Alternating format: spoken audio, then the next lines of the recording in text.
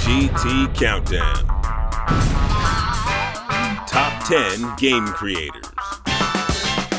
Unlike illustrious film directors, famous playwrights, and celebrated authors, video game auteurs often go unrecognized for the tremendous amount of influence they've had on their industry and entertainment at large.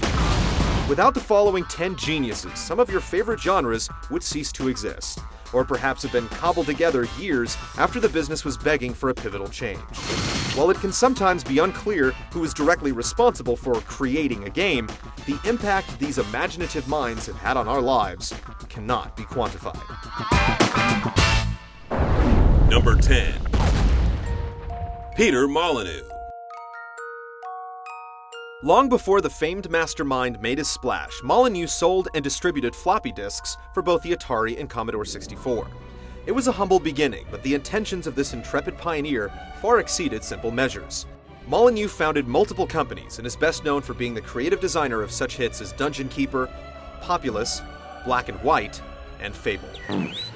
Oh my life! Molyneux's overzealous habit of making lofty promises during their production has put him in tight spots, but at the very least, the man knows how to generate some serious hype. Some call him arrogant, others call him brilliant, but no one can argue his influence and achievements. Yeah! Number 9. Keiji Inafune. They say a picture is worth 1,000 words, but for Keiji Inafune, it's worth untold hours of nostalgic gaming bliss. With his imaginative penciling and distinctly colorful style, Inafune's designs have given birth to some of the most iconic figures in and out of the side-scroller, laying the early foundation for the gaming giant we'd come to know as Capcom. Today, the man behind the Mega has stretched his fingers past the Power Glove and into the realm of R&D, with modern hits like Onimusha, Lost Planet, and Dead Rising. But even with all his recent success, Inafune still holds a place near and dear to many as the creator of the Blue Bomber. The millions of fans are a testament to his living legacy. Number 8. Hironubu Sakaguchi. From Dungeons & Dragons to the wonderful world of steampunk, the console role-playing game has seen some notable contributions from a number of visionaries. But none could ever come close to the progenitor of Phoenix Downs, Hironubu Sakaguchi. During his 13-year tenure at Squaresoft, Sakaguchi laid the tenets of what would eventually be known the world over as the JRPG, all while establishing one of the most seminal franchises in video game history. His sheer influence is unquestionable, and for many, his games go down as some of the best in the genre. Sakaguchi has worn a number of hats over the years, but lately, it's been president of his own development studio, Mistwalker. Even though he's made his final farewells to the company that made him, it's impossible to forget the fantasy that transformed Sakaguchi into a household name. Who would be next? Number 7. Gunpei Yokoi. Few game industry icons can match the impressive creative output of Nintendo's Gunpei Yokoi. The former maintenance engineer moved from developing toys like the extending Ultra Hand to the early Game & Watch handhelds, where he implemented one of his most influential inventions, the D-pad. Yokoi also acted as the general manager of Nintendo's R&D 1 group, which produced some of Miyamoto's earliest titles, as well as NES classics like Fire Emblem, Kid Icarus, and his baby hatchling, Metroid. He also created the lovable, if not incredibly useful, Rob. It's an impressive resume, but the creation of the original Game Boy is without question the highlight of Yokoi's work. Considering his accomplishments, we can easily overlook the Virtual Boy, even though it forced him to abruptly end his career. While a fatal traffic accident cut Yokoi's life tragically short, he posthumously received a well-deserved Lifetime Achievement honor at the Game Developers' Choice Awards in 2003. Number 6. Warren Spector. With a name fit for a secret agent, Mr. Spector has enjoyed the life of an exemplifying game designer. He cut his teeth on graph paper working on analog games like GURPS and Dungeons & Dragons, before making the jump to the digital domain. There, he penned production in the Ultima series, including Ultima Underworld, an early 3D dungeon romp predating Wolfenstein 3D. And then there's its sci-fi twin System Shock, which begot BioShock, if unofficially. His trailblazing would continue with stints on the stealth masterpiece Thief and the liquid narrative cyber shooter Deus Ex. He's been a staunch defender of story in games, making it a main course, not dessert, and has constantly pushed technology forward.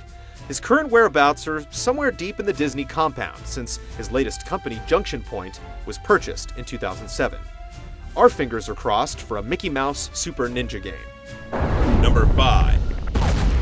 Shinji Mikami. You really only need 2 words to sum up Shinji Mikami's creative power. Resident Evil. While he started at Capcom as a planner for licensed Disney titles, including the admittedly cool SNES version of Aladdin, Mikami went from cute to creepy when he directed the horrifying original RE. The tense and atmospheric first entry in the series became one of the PlayStation's earliest blockbusters, and coined the term survival horror. Mikami also acted as executive producer for acclaimed Capcom titles, including the original Devil May Cry and Beautiful Joe. He was also the driving force behind the legendary Resident Evil 4. He eventually struck out on his own under the banner of Clover Studios to create the cult favorite brawler God Hand. Mikami is currently a part of the new Platinum Games label and is collaborating with Suda51 on a new big-budget project for mega publisher Electronic Arts. Number 4. Hideo Kojima. Although he didn't actually invent stealth action, Hideo Kojima put the genre on the map with the 1998 release of Metal Gear Solid, after already dominating the MSX library with the first 2 Solid Snake missions. But MGS forced players to put down their controllers and actually listen to what Kojima's characters had to say, dishing out the engrossing narrative that would come to define the Solid moniker. Kojima was also responsible for the 1988 cult classic Snatcher, the fighting mech series Zone of the Enders, and the innovative Boktai.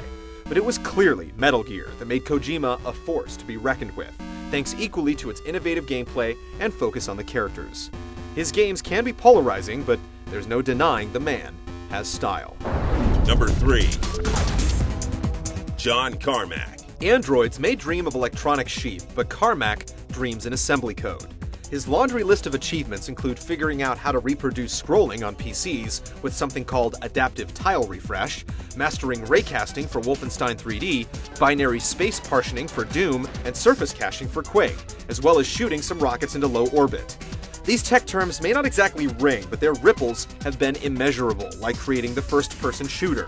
And the guy is still going, working on the Rage engine, filled with mega textures and locking himself in hotel rooms for 48 hours to emerge with 3D engines for cell phones. A savant of sorts, each year at QuakeCon he appears to talk about the latest tech and take questions from the fans, making him one of the most approachable gaming gods on this list. Number 2. Will Wright. It's one thing to make a game, another to make a genre, and yet another to make genres that make new games encompassing new genres. Breaking into the industry in 1984 with Raid on Bungling Bay, Will Wright formed Maxis with Jeff Braun a year later and built SimCity in 1989. The PC hit grew through generations of sequels, and Wright's focus dropped even further into the urban landscape to create the biggest PC game ever. His garble-mouthed society would eventually get pets, go shopping, seek out countless careers, and venture online. The Sims destroyed the concept of finishing a game, and still has players generating alter egos. Wright's newest experiment, Spore, could only have been dreamt up by this ruler of the cyberpsyche, a mind that constantly seeks to make the impossible playable. Number 1. Shigeru Miyamoto. Call it obvious or a cliche, but there's no doubt that Shigeru Miyamoto is the most influential game creator in history. In the early 80s, he reinvigorated the arcade with Donkey Kong.